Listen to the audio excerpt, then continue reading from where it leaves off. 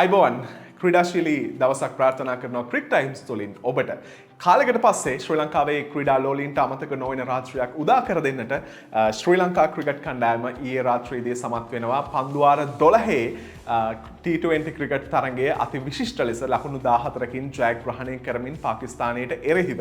ඉතින් ඊයේ දවසේදී ශ්‍රී ලංකා කණ්ඩායම මේ ලබා ගන්නේ මව්බිමේදී වසර 14කට පසුවයි පාකිස්තානයට එරෙහිව ජයග්‍රහණයක් ශ්‍රී ලංකා කණ්ඩායම ලබා ගන්නේ. මීට කලින් 2012 දී තමයි අපි අන්තිමටම ශ්‍රී ලංකාවේදී පාකිස්තානයට එරෙහිව T20 ජයග්‍රහණයක් ලබාගෙන තියෙනවා. ඉතින් අවුරුදු 14කට පස්සේ ලකුණු 14ක අති විශිෂ්ට ජයග්‍රහණයක් තමයි ඊයේ රාත්‍රියේදී ශ්‍රී ලංකා කණ්ඩායම හිමි කරගන්නේ දඹුල්ල ජාත්‍යන්තර ක්‍රිකට් ක්‍රීඩාංගණයේදී.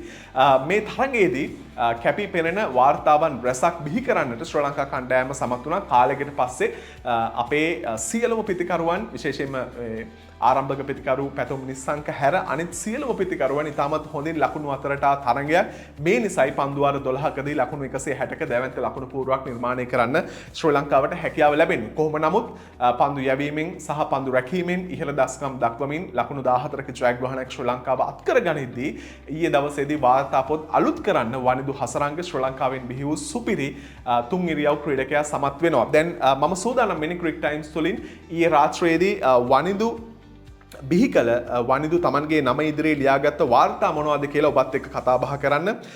ඔහු ශ්‍රී ලංකාව වෙනුවෙන් කඩලු 150 සීමාව ඉක්ම වූ පළමු පන්දු යවන්නා බවට ඉතිහාසගත වෙනවා. විතරක් නෙමෙයි T20 තරඟ රටාව තුළ කඩලු 150ක් වේගයෙන්ම දවාගත් ක්‍රීඩකයාට හිමි වාර්තාවක් දැන් වනිදු හසරංග තමන්ගේ නම ඉදිරියේ ලියා ගන්නවා. ඒ වෙනුවෙන් ඔහු වැය කරන්නේ ඉනිම 90ක් පමණයි. මීට කලින් මේ කඩලු 150 වේගවත්ම ඒ කියන්නේ අඩුම ඉනිම් සංඛ්‍යාවකින් ලබාගත් ක්‍රීඩකයා ලෙස ඇෆ්ගනිස්තානයේ රෂීඩ් ඛාන් ඉනිම 92කදී කඩලු 150ක් දවාගෙන තිබුණා. කෙසේ වෙතත් ඊයේ දවසේදී වනිදු කඩලු 4ක් දවා ගැනීමත් එක්ක ඔහුට හැකියාව ලැබෙනවා ඉනිම 90කින් කඩලු 150 T20 තරග රටාව තුළ සපුරාලන්නට. ඒ විතරක් නෙමෙයි දැන් මේ වන විට වනිදු හසරංග වැඩිම T20 කඩලු ලබා ගන්න පන්දු යවන්නන් අතර ඉන්නේ 5 වෙනි තැන. අපි ගත්තොත් මේ T20 තරඟ රටාවේ ඉහළින් ඉන්නේ තවමත් රෂීඩ් ඛාන්. ඔහු කඩලු 182යි. ටීම් සවුති නවසීලන්ත පන්දු යවන්න කඩලු 164යි. ඒත් එක්කම මුස්තාෆිසර් රහමාන් බංග්ලාදේශයේ කඩලු 158ක් T20 තරඟ රටාව තුළ හිමි කරගෙන තිබෙනවා. ඒත් එක්කම ඉස්සෝඩි නවසීලන්තේ වෙනුවෙන් කඩලු 157ක් දවාගනිද්දී ශ්‍රී ලංකාවේ වනිදු හසරංගත් දැන් කඩලු 150ට වැඩියෙන් දවාගත් පන්දු යවන්නන් අතර ඉන්නවා කඩලු 151ක් දවා ගනිමින්. ඒත් එක්කම ඊයේ දවසේදී වනිදු හසරංග සමත් වෙනවා තරගයේ වීරයා සහ මේ T20 තරගාවලියේ වීරයා සම්මානය හිමි කරගන්න. එයත් තවත් වාර්තා කිහිපයක් බිහි වූ අවස්ථාවක් විදිහට අපිට සඳහන් කරන්න පුළුවන්. T20 ක්‍රිකට් පිටියේ තරගාවලියේ වීරයා සම්මානය 6 වතාවක් දිනාගත් දෙවන ක්‍රීඩකයා විදිහට තමයි වනිදු හසරංග ඉතිහාසගත වෙන්නේ. ඔහු මේ වෙද්දී තරගාවලි 28කට මුහුණ දීලා ඒ තරගාවලි 28න් 6කම තරගාවලියේ වීරයා සම්මානය හිමි කරගන්න. ඔහුට ඉස්සරහින් ඉන්නේ විරාට් කෝලි, ඉන්දියාවේ සුපිරි පිතිකරුවා හිටපු නායකයා. තරගාවලි 46කදී විරාට් කෝලි සමත් වී තිබෙනවා 8 වතාවක් තරගාවලියේ වීරයා සම්මානය හිමි කරගන්න.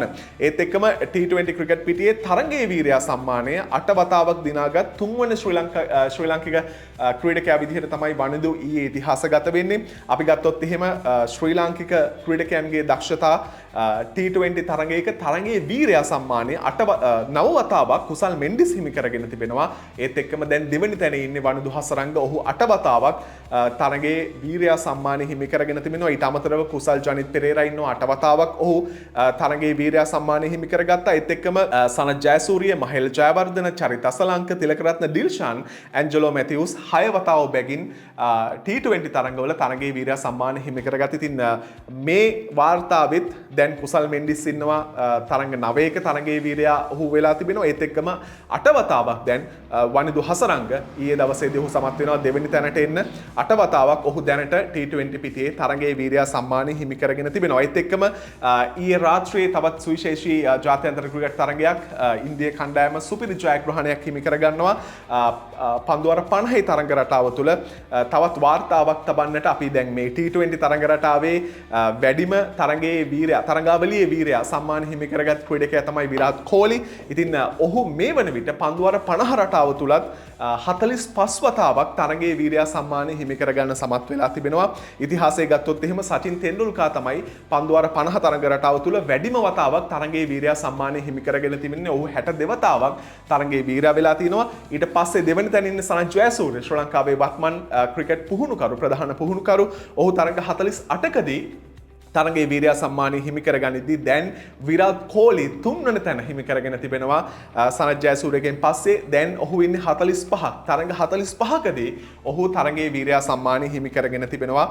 මුහුණ දී තිබෙන ජාත්‍යන්තර ක්‍රිකට් තරඟ 309ක් අතුරින්. ඉතින් අපි බලමු විරාට් කෝලි තමයි මේ මොහොතේ එක් දින පිටියේ දැන් මොකද සචින් තෙන්ඩුල්කා ගත්තොත් සනත් ජයසූරිය ගත්තොත් ඔවුන් දැන් ජාත්‍යන්තර ක්‍රිකට් පිටියට සමුදීලා තියෙන්නේ. ඉතින් ක්‍රීඩා කරන ක්‍රීඩකයෙක් විදිහට ඉන්නේ විරාට් කෝලි. අපි බලමු ඔහු තව දුරටත් පහුගිය තරඟ කිහිපෙම ඔහු අර්ධශතක වාර්තා කරමින් ඉතාමත් හොඳින් යලිත් වතාවක් Tamanගේ සුපුරුදු රිද්මේ හොයාගෙන තිබෙනවා.